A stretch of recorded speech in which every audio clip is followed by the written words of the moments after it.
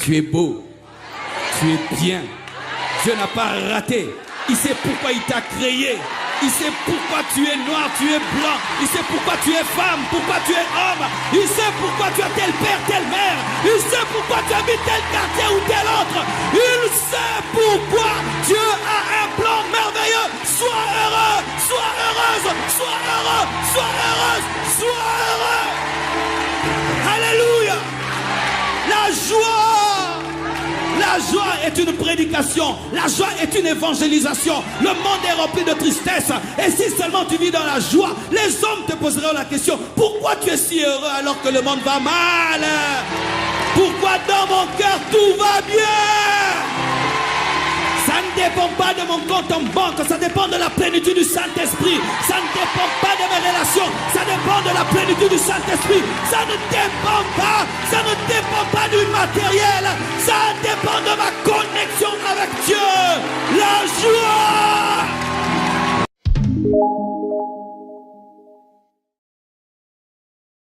La joie. La joie, c'est la vie quotidienne d'un chrétien. Un chrétien doit être réputé être joyeux, heureux.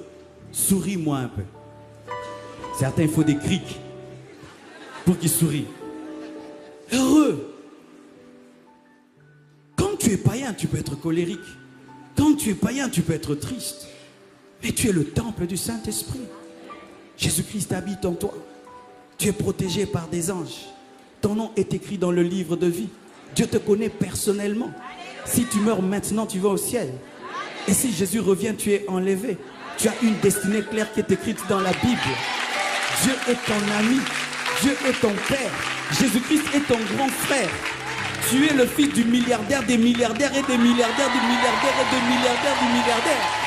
Le roi des rois, le seigneur des seigneurs t'aime et il est mort pour toi. Comment un tel homme peut être triste? Réponds-moi, comment un tel homme peut être triste?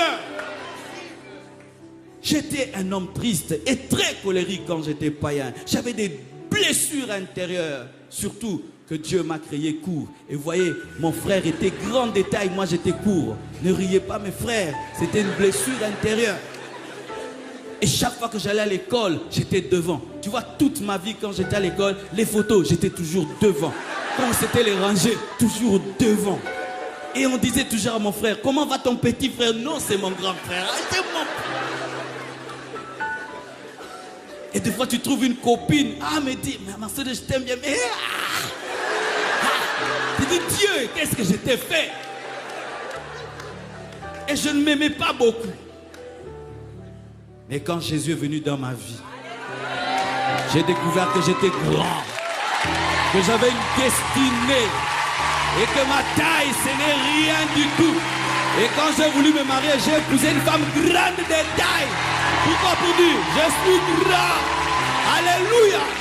Et mon fils, vous savez, mon fils, il a 11 ans, il m'arrive déjà là. Ah.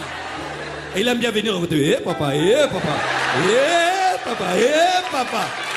Et puis je dis: ben moi bientôt je serai le plus court de cette maison. Et ça te fait rien? Oh, mais ce géant là c'est mon fils, cette grande femme là c'est ma fille. Donc je suis plus géant que vous tous parce que je vous ai tous engendrés sous contrôle. Et je vous assure, j'ai oublié même que je suis petit de taille. Je viens de m'en souvenir maintenant. Tu es beau. Tu es bien. Dieu n'a pas raté. Il sait pourquoi il t'a créé. Il sait pourquoi tu es noir, tu es blanc. Il sait pourquoi tu es femme, pourquoi tu es homme. Il sait pourquoi tu as tel père, telle mère. Il sait pourquoi tu habites tel quartier ou tel autre. Il sait pourquoi Dieu a un plan merveilleux. Sois heureux, sois heureuse, sois heureux, sois heureuse, sois heureux. Alléluia. La joie. La joie est une prédication. La joie est une évangélisation. Le monde est rempli de tristesse. Et si seulement tu vis dans la joie, les hommes te poseront la question: pourquoi tu es si heureux alors que le monde va mal? Pourquoi dans mon cœur tout va bien? Ça ne dépend pas de mon compte en banque, ça dépend de la plénitude du Saint-Esprit. Ça ne dépend pas de mes relations, ça dépend de la plénitude du Saint-Esprit. Ça ne dépend pas du matériel, ça dépend de ma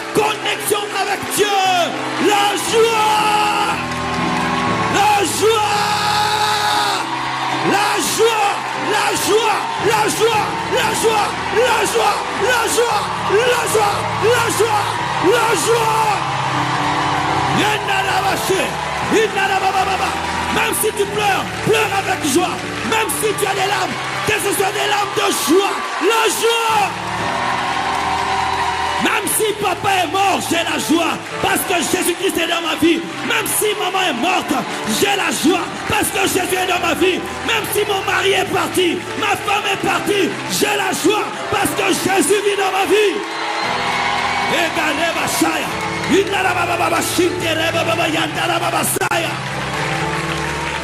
Et tu n'auras jamais de dépression. Jamais, jamais de dépression. Jamais de dépression. Jamais de dépression. Jamais. Avant de donner ma vie à Jésus-Christ, j'étais un insomniaque. Un insomniaque. Je me réveillais et je regardais comment tout le monde dormait. Et je disais, qu'est-ce qu'ils font pour dormir? Mais quand Christ est venu dans ma vie, il m'a donné la paix. Il m'a donné la joie. Et je peux même oublier ce qui se passe autour de moi. La joie du Saint-Esprit est ta force. Ne perds jamais ton sourire.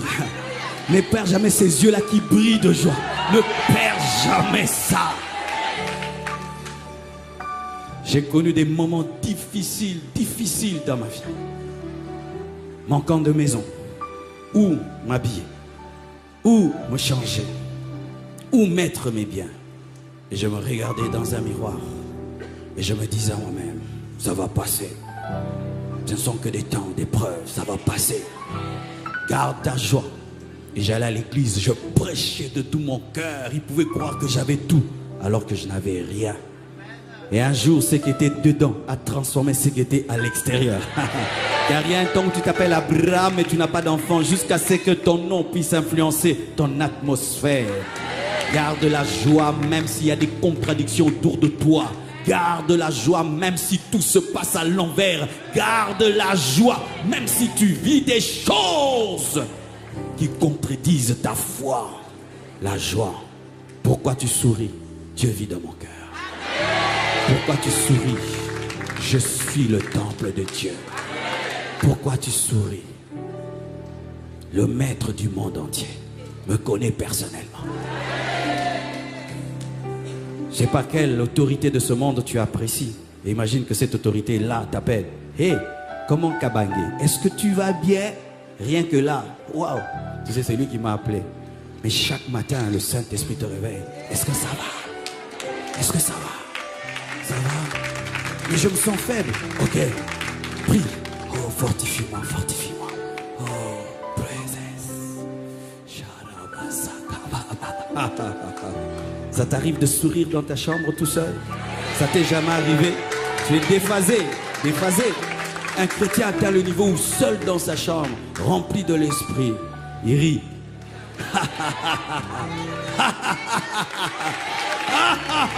Oui, mon frère, la joie. Imagine, tu habites une avenue, tu es païen et tu vois des chrétiens qui vont à l'église tristes.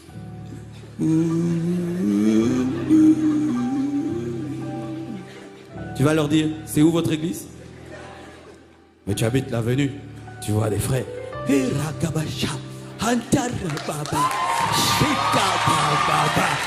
me dis, alléluia, loué soit l'Éternel et je suis délivré de tous mes ennemis. La joie du Seigneur est ma force. Il va te dire, frère, pourquoi es-tu si heureux? Mais tu marches à pied, tu n'as rien. Non, ma joie ne vient pas de cela. De quoi? Assis-toi, je vais t'expliquer. Tu sais, il y a un homme qui s'appelle Jésus. Il est venu sur la terre, il est mort à la croix. Il a versé son sang. Et après 3 jours, il est ressuscité d'entre les morts. Et alors que les disciples étaient dans la chambre haute, il a envoyé le Saint-Esprit qui les a remplis. Ce qui est arrivé dans Acte 2 m'est arrivé aussi. J'ai le Saint-Esprit en moi. Toi, tu as le Saint-Esprit. Comment on reçoit le Saint-Esprit? Agenouille-toi, dis Seigneur Jésus, je t'invite, entre dans ma vie et tu fais un disciple. Lorsque vous êtes rempli de tristesse, vous empêchez au monde de venir à Christ. Vous empêchez au monde de venir à Christ. Et tout le monde peut savoir sans prophétie que tu as des problèmes. C'est très dangereux pour les faux prophètes. Il ne faut pas faire ça en ce temps où il y a des faux prophètes. Ils vont savoir, rien que par ton visage, que tu as des problèmes. Il faut avoir la joie, comme ça ils ne savent pas ce qui t'arrive.